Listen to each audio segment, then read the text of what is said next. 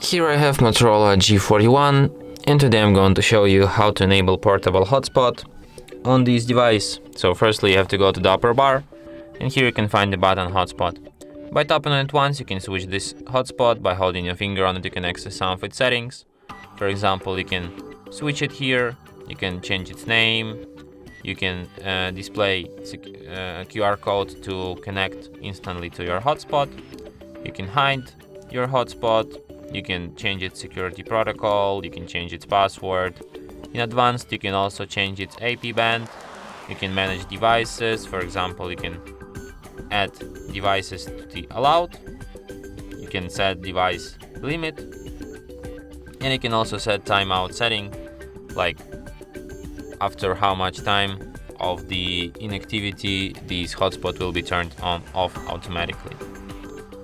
So yeah, and that's it. Thanks for watching. If you find this tutorial useful, don't forget to hit that like button and subscribe to our channel.